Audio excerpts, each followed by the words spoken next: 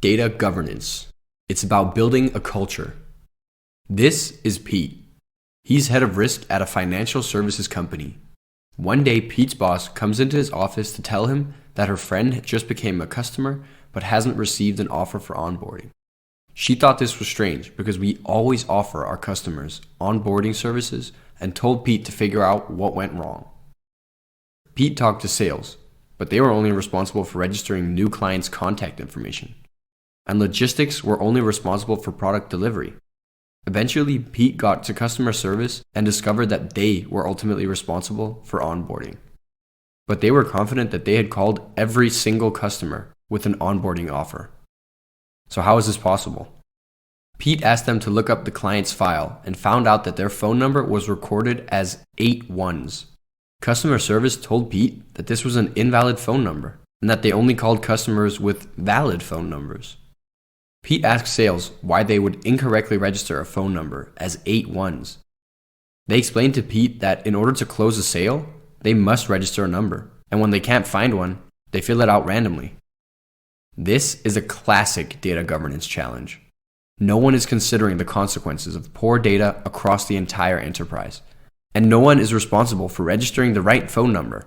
As a result, we lack the organizational responsibility for ensuring the proper registration of new clients. Pete's boss wanted him to fix this immediately. But there is no quick fix. We must create a culture around proper governance of data that we perceive as business critical.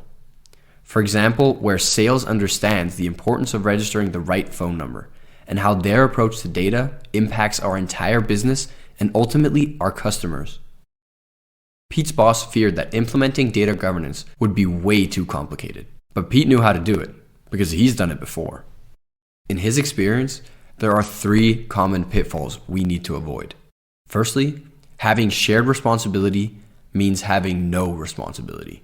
You are more inclined to deliver if you are solely responsible. Secondly, only assigning ownership at the operational level doesn't work. You need to assign it to top management as well, someone with the mandate to make cross-functional decisions. And lastly, data governance is not just about implementing IT solutions. You can't solve data governance issues by simply allocating resources to an IT project. It involves people, processes, and IT. It's about creating cross-functional value by standardizing processes for working with data.